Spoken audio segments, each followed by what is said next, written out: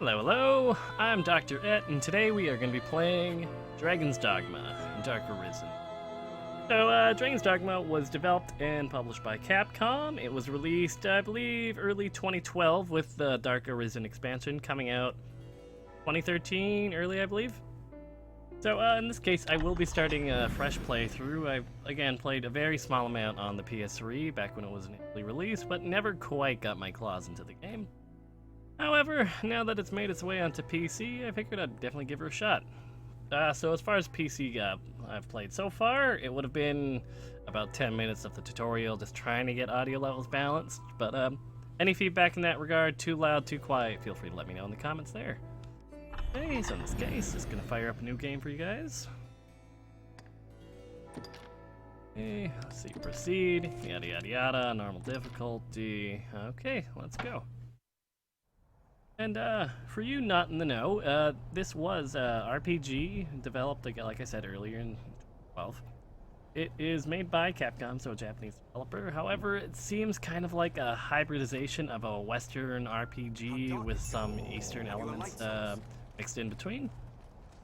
In this case, it is a third-person, like action-based RPG. You start off the tutorial as a dude with a shield. You have all your different prompts on the screen: draw, sheath, grab, jump, light attack, heavy attack.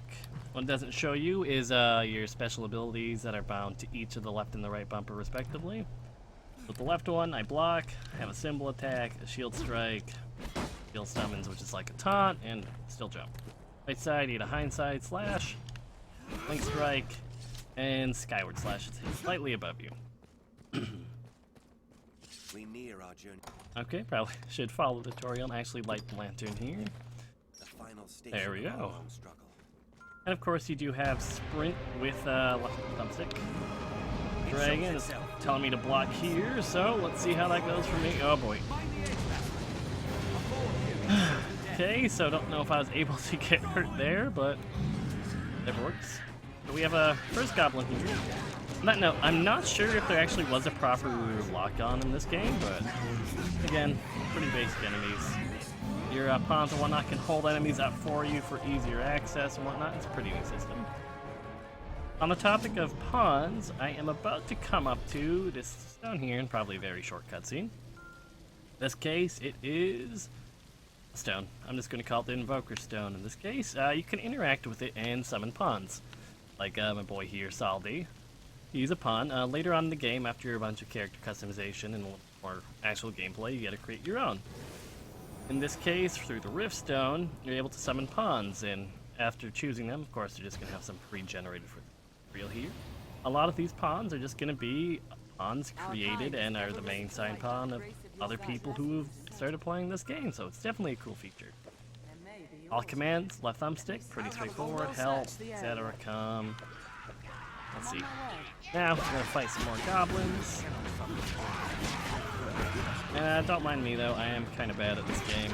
Combat's a little bit weird. I've been a little bit spoiled with lock-on and a lot of my third-person games. Try shield strike. I can't hit anything, of course. Oh, by the way, I just noticed this now. Like she said, I grant you Fire's Flame.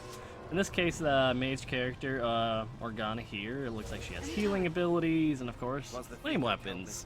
A staple in many RPGs, it buffs the entire party with bonus fire damage on melee attacks. Anyway, so we are just going to continue down this nice guided experience. The mini-map on the bottom left, it's unintrusive. I honestly don't have the time, which is probably just bad player skills on my part. Some goblins hiding in the prison there. I sense another presence.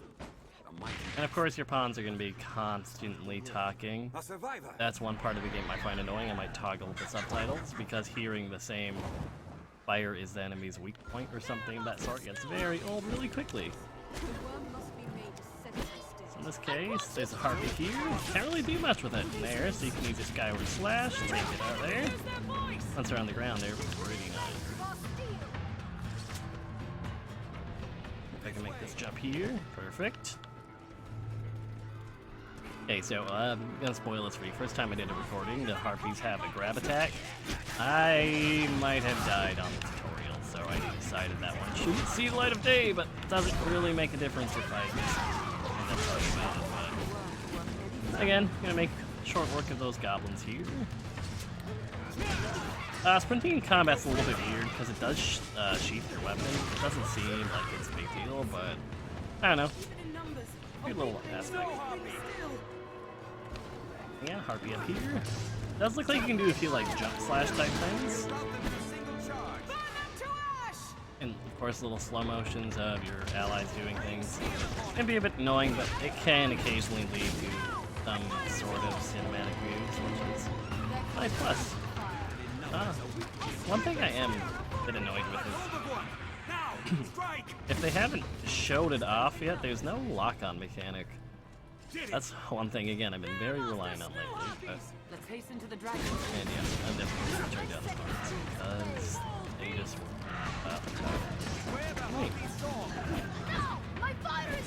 And again, while we're just doing some pretty basic combat here, I'm just going to let you know, this will be my first video going onto YouTube. Just figured I'd give her a go, see how everything works, and got a new old game to try it out on, so hopefully you guys aren't quite sick of it yet. It's a little cinematic of these knights decided to help me out of this little jam, so I should be proud to guide. yada yada, people are proud to fight alongside me. Chest, We cannot suffer harsh blood juice. Not too good. Our army is routed. So we're in a grand arena. I wonder if we're gonna have to deal with any combat here. Oh no, cutscene. I wonder. Oh, it is a chimera. Beautiful. You ever wonder if it's only like the line space it gets to eat? I feel like the snake's head looks fairly mobile, but that goat head's just kind of sitting up there. On that note, I should be able to, assuming I don't die here as well, be able to show you some of the grab work. In this case, you can climb up on an enemy and grab it. In this case, I am targeting the snake head. I feel like I could be doing a better job at it, but you know. There we go. Actually got rid of the snake. Perfect. So in this case, the goat head, from what I remember, is responsible for all the magic. If I can take out the goat head, a distinct lack of spells, but we'll definitely see what we can do now. In this case, I believe the damage is going to up and go. Keep going. There we go, we got rid of the goat head. So on that note, in the little slow motion mocaps like that, we're knocking me off. You're already still able to continue attacking, which is definitely a plus. Same thing, you would jump, grab, but I'm getting really annoyed with this. There we go, stab it in the head. Fine. In this case, I'm going to get a little bit more aggressive. I'm going to eat those words in a minute, I suppose. It's hindsight, you do lunge back. Big strike, forward, swing, swing, swing.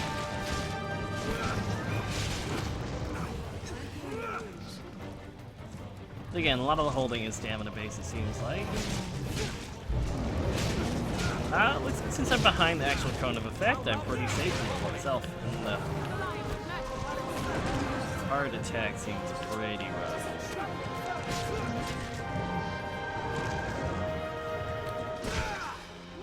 Yeah. Getting used to the whole shield block on the front. Okay, so one thing I'm noticing a little bit that might actually come into play later on is everyone seems to be climbing it except for the mage in this regard. So with that being said, I'm not sure if that's actually a great strategy if the only thing that's accessible for everything else would be, well, I don't know. If that's the case, it's just kind of like a mage's vulnerable. It's not trying to shake you off, it's going to be going through some issues. I'm not gonna lie, this thing's living a lot longer than I thought for having both of its, well, two of its three heads knocked out, but we're working on it. On that note, never brought this up and stuff. The top bar, the purple light bar, go figure, your boss's health, or I'm assuming any large monster's health. The two little pips at the bottom, the little circles, those were additional health bars, so we worked our way through 2 and 3/4 instead of one at a time. They're definitely making progress. Seems like the line is the brunt and the more durable part of the body, so just wheezing our way down there.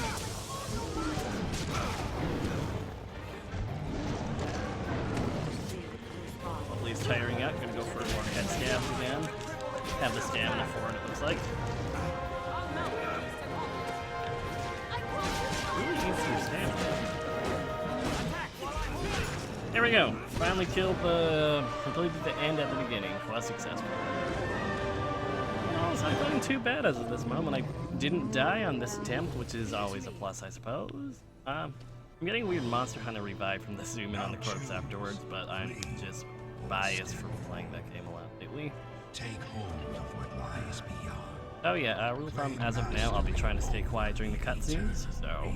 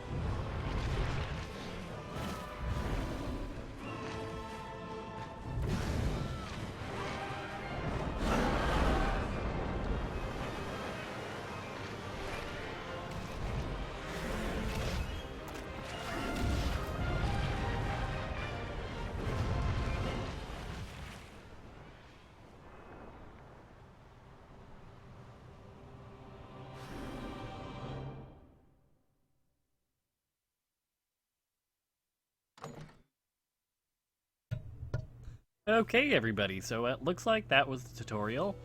So, cutscene doesn't really show me what really happened. All I know is there was a dragon flying, and that's about it. So, as far as character customization goes, I couldn't really take my sweet time, and I'd rather do that off camera where I'm not wasting 2 hours just picking. So again, I'd like to thank everybody. This is my first foray into YouTube, and hopefully it isn't my last, of course. Usual spiel here. Like, comment, subscribe. I would actually be more appreciative of any feedback, positive or negative, you can do. Just looking to improve on my setup here, working on hopefully some better audio quality. Not an issue right now, but I know I pick up a lot of keyboard strikes and whatnot, so that'll be an issue for another day. But again, I'm Dr. Ette, signing off.